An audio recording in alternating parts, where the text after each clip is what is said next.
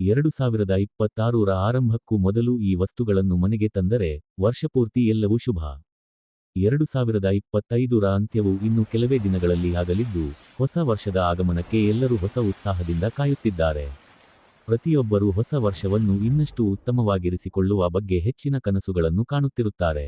ವಾಸ್ತುಶಾಸ್ತ್ರದ ಪ್ರಕಾರ, ಹೊಸ ವರ್ಷದ ಆಗಮನಕ್ಕೂ ಮೊದಲು ಕೆಲವು ವಾಸ್ತು ಪರಿಹಾರಗಳನ್ನು ಅನುಸರಿಸುವುದರಿಂದ ಹೆಚ್ಚಿನ ಶುಭವಾಗುವುದು.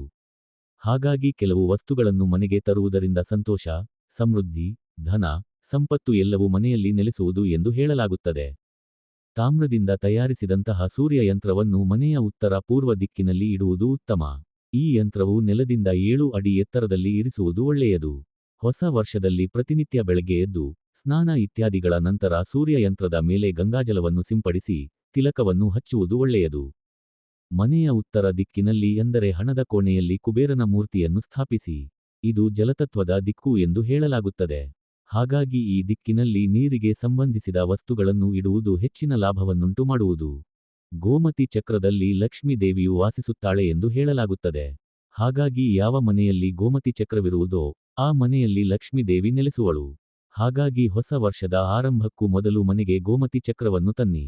ಈ ಚಕ್ರವು ನಿಮ್ಮ ಹಣ ಇಡುವಂತಹ ಸ್ಥಳದಲ್ಲಿ ಇಡುವುದರಿಂದ ಮನೆಯಲ್ಲಿ ಸುಖ, ಸಮೃದ್ಧಿ ನೆಲೆಸುವುದು.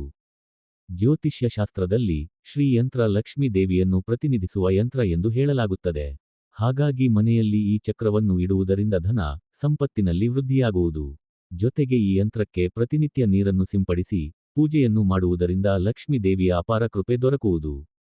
ಹಾಗೆ ಈ ಯಂತ್ರವನ್ನು ಮನೆಯ ಪೂರ್ವ ದಿಕ್ಕಿನಲ್ಲಿ ಇರಿಸುವುದು ಉತ್ತಮ. ಇದರಿಂದಾಗಿ ನಕಾರಾತ್ಮಕತೆ ದೂರವಾಗಿ ಧನ, ಸಂಪತ್ತಿನಲ್ಲಿ ವೃದ್ಧಿಯಾಗುವುದು. ಆದ್ದರಿಂದ ಪ್ರತಿನಿತ್ಯ ಸ್ನಾನದ ನಂತರ ಶ್ರೀ ಯಂತ್ರವನ್ನು ಶ್ರದ್ಧಾಭಕ್ತಿಯಿಂದ ಪೂಜಿಸುವುದರಿಂದ ಶುಭಫಲಗಳ ಪ್ರಾಪ್ತಿಯಾಗುವುದು. ವಾಸ್ತುಶಾಸ್ತ್ರದ ಪ್ರಕಾರ, ಹೊಸ ವರ್ಷದ ಆರಂಭಕ್ಕೂ ಮೊದಲು ಮನೆಗೆ ಲೋಹದಿಂದ ತಯಾರಿಸಿದ ಆಮೆಯನ್ನು ತರುವುದು ಬಹಳ ಉತ್ತಮ ಎಂದು ಹೇಳಲಾಗುತ್ತದೆ. ಆಮೆಯು ಹಣ ಮತ್ತು ವೈಭವವನ್ನು ಪ್ರತಿನಿಧಿಸುತ್ತದೆ.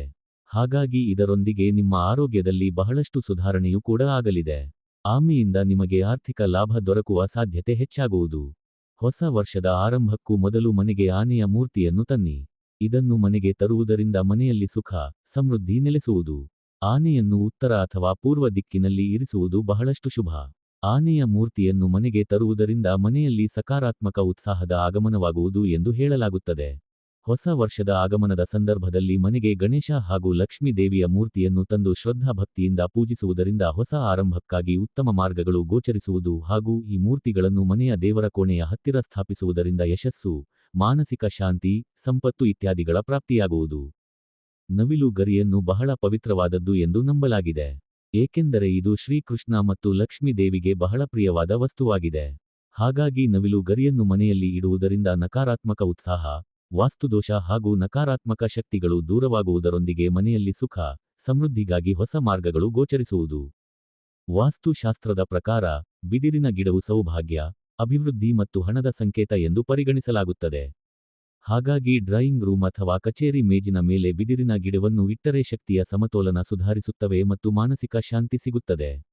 ಇದನ್ನು ಯಾವಾಗಲೂ ಸ್ವಚ್ಛವಾದ ನೀರಿನಲ್ಲಿ ಇಡಿ ಮತ್ತು ಸಮಯಕ್ಕೆ ಸರಿಯಾಗಿ ನೀರನ್ನು ಬದಲಾಯಿಸಿ, ಆಗ ಮಾತ್ರವೇ ಇದು ಶುಭ ಫಲವನ್ನು ನೀಡುತ್ತದೆ.